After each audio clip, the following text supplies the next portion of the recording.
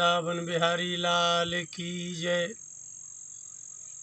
रामचरितमानस तुलसीदास जी ने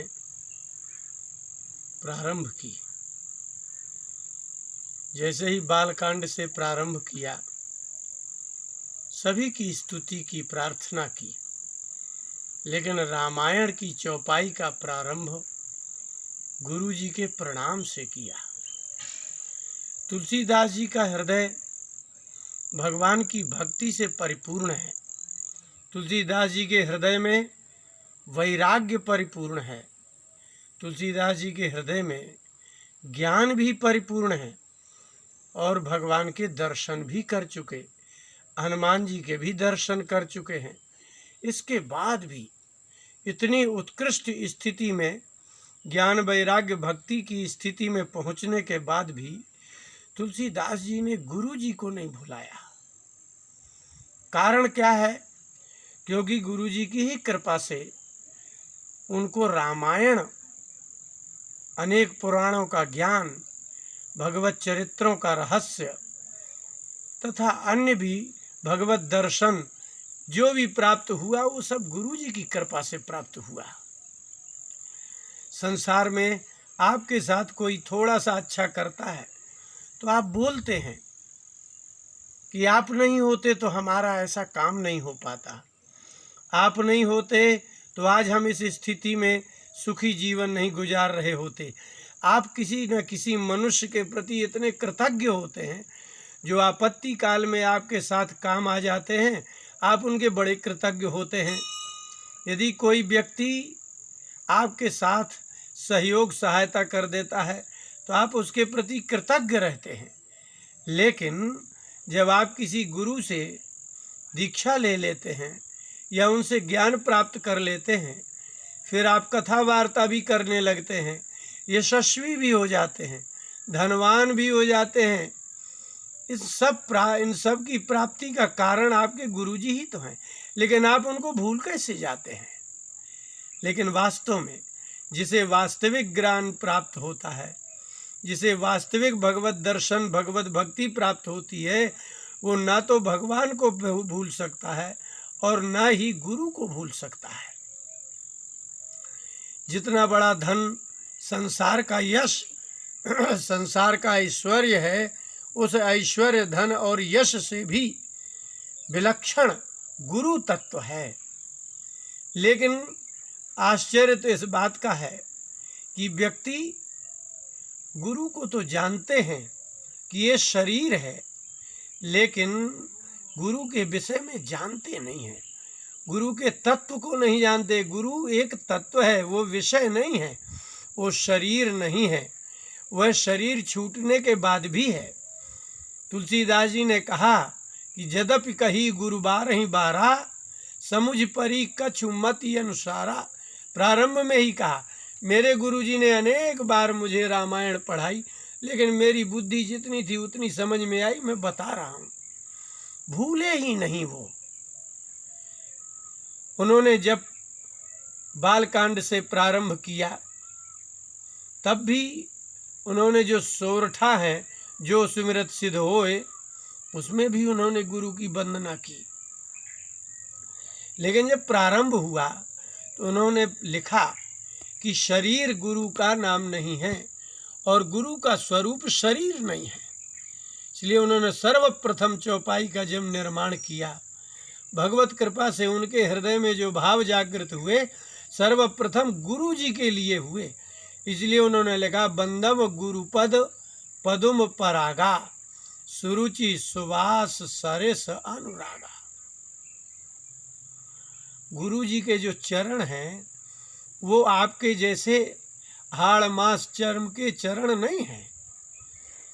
वो ऐसे चरण नहीं हैं कि आप जहाँ चले जाओ बस चले जाओ, शरीर छूट जाए, वो चरण कहे जाते हैं। इसलिए उन्होंने कहा कि बंदम गुरुपद, गुरु जी के जो चरण हैं वो पद्म परागा, वो पद्म अर्थात कमल है, और कमल में जैसा पराग होता है वो इतने सुकोमल हैं। अब कमल में पराग भी होता है, जो अभ्यंतर होता है, अंदर होता है, और उसमें सुरुचि, कमल को देखते ही मन प्रसन्न हो जाता है सबका। सुवास, और कमल में सुवास सुगंधी होती है, और सुरुचि और अनुराग, लेकिन इसका सरस अनुरागा। अब ये चौपाई पर थोड़ा सा विचार कर लीजिए। यदि गुरु जी के चरण कमल हैं तो उन चरण कमलों का पद का अनुराग प्राप्त होना चाहिए। वास्तव में उस कमल का रस क्या है? वो है अनुराग। और उसकी सुगंधि क्या है? वो है भावना।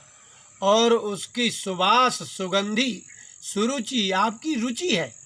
आपकी गुरु जी के प्रति जो रुचि है, जैसे आप, ये बहुत अंतर हो गया। गुरु जी के प्रति मोह नहीं होता, आपको अपनी पत्नी, पुत्र, मित्र, पति, परिवार के प्रति मोह होता है। लेकिन गुरु के प्रति जो होता है वो अनुराग है, मोह नहीं है।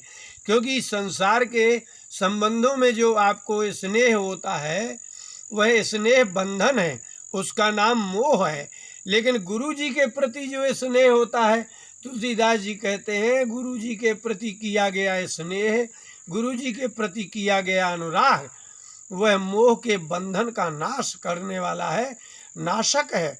इसलिए वो सुगंधी है, सुवास है। वो भगवान के चरणों को प्राप्त करा देने वाले गुरुदेव के चरण हैं। वास्तव में सारे संसार में कमल कहाँ पैदा होता है? वो जल में पैदा होता है, लेकिन सदा जल के ऊपर ही रहता है। और जल कितना भी बढ़ जाए, आप कमल के पद्म पत्र में वाम भसा। ज्ञानी लोग ऐसे संसार में रहते हैं जैसे पद्म पत्र, कमल का पत्ता जल के ऊपर रहता है, उसमें पानी डालिए तो पानी लिप्त नहीं होता, उसका पत्ता गीला नहीं होता, बल्कि एक मोती जैसा वो समिट करके रह जाता है। अर्थात जो गुरु जी के चरण हैं वो ऐसे कमल हैं कि ये संसार में रहते हुए भी, वो पत्नी, पुत्र, मित्र वाले होते हुए भी, शिष्य वाले होते हुए भी, वो गुरु जी स्वयं ही संसार में कमल के समान रहते हैं। उनको संसार का मोह नहीं होता, गुरु जी को संसार का राग नहीं होता, और गुरु जी को संसार में स्नेह बंधन नहीं होता। जो साधन सिद्ध संपन्न गुरुदेव हैं वो संसार में कमल के समान हैं, और कमल के समान जिनके चरण हैं ऐसे गुरु जी की मैं वंदना करता हूँ। क्यों करता हूँ? कि संगति का असर होगा। जैसे गुरुदेव हमारे संसार में कमल के समान रहते हैं, वो ऊपर ही रहते हैं, वो जल में लिप्त नहीं होते। ऐसे ही गुरु जी की कृपा से, उनके चरण कमलों के अनुराग से, उनके सुवास से मैं भी संसार में रहता हूँ। लेकिन शरीर के दुख, दैहिक दुख, भौतिक संसार के दुख और दैविक जो दैवीय आपत्तियाँ आती हैं, इनके बाद भी मुझे मानसिक दुख नहीं होता, शारीरिक दुख नहीं होता। तो दैहिक, दैविक, भौतिक ताप की निवृत्ति गुरुजनों के संग से होती है। इसलिए शिष्य यदि गुरु के तत्व को समझ जाए, गुरु के भाव समझ जाए, गुरु के ज्ञान को समझ जाए और गुरु जी के कहे हुए मार्ग का अनुसरण करे, उनके वाक्य के अर्थों को समझता हुआ चित्त को बना ले, तो वास्तव में वो गुरु जैसा ही हो जाएगा। वह संसार में रहते हुए भी कमल के पत्ते के समान रहेगा। उसके पत्नी होगी, पुत्र होगा, परिवार होगा, समाज होगा, लेकिन जैसे गुरु जी इस संसार में कमल के पत्र के समान रहते हैं, और उसका सुवास, उसकी सुंदरता, सुगंधि क्या है? तो गुरु की सुगंधि और सुंदरता यही तो है कि वह संसार में रहते हुए भी निर्लिप्त रहें, उनको मोह न हो, असंग हो, वो निर्माण हो, अमानी हो। तो शिष्य जब ऐसे गुरु का अनुकरण करता है और उनके ही जैसा हृदय में उनका वास कराता है, तो शिष्य भी वास्तव में गुरु जी के जैसे होते हैं। संसार में जो भी तुलसीदास जी को प्राप्त हुआ वह गुरु कृपा से प्राप्त हुआ। ज्ञान, वैराग्य, भक्ति, भगवत दर्शन जो भी प्राप्त हुआ, इसलिए गुरु जी की कृपा से जो प्राप्त होता है तो वह गुरु भी भगवत तत्व के समान ही जानने योग्य है। गुरु जी शरीर नहीं है, गुरु जी ज्ञान स्वरूप हैं। गुरु जी के ज्ञान का आदर करना चाहिए। शरीर तो क्या है? वो तो समाप्ति है। शरीर तो सबके समाप्त होते हैं। आखिर में भगवान ही संसार में आए, लेकिन भगवान भी इस संसार में निरंतर विचरण नहीं कर रहे थे। उनकी इच्छा होती तो अनादिकाल तक इसी संसार में बने रहते, लेकिन संसार के नियम के अनुसार गुरु भी अपने शरीर का त्याग करते हैं। लेकिन गुरु तत्व के समझने वाले जो शिष्य होते हैं वह उनको ज्ञान स्वरूप मानते हैं। इसलिए गुरु जी के जो चरण हैं वो कमल पत्र के समान निर्लिप्त और निर्माण और निर्मोह गुण से संपन्न होते हैं। उनका सुवास ये है कि शिष्य यदि अनुराग करे, अनुरक्त हो जाए, तो गुरु में अनुरक्त रहने वाले शिष्य को संसार के कोई भी संबंध, कोई भी बंधन, कोई भी मोह स्नेह पास नहीं बांध सकता है, और वह सदा के लिए भगवान की भक्ति में तत्पर हो जाता है। उसे ज्ञान समझ में आता है, आत्मबोध होता है। बस यही गुरु तत्व है। इसलिए गुरु को ज्ञान स्वरूप ही माना जाना जाता है। वह शरीरधारी कोई व्यक्ति या प्राणी नहीं है। बोलिए वृंदावन बिहारी लाल की जय।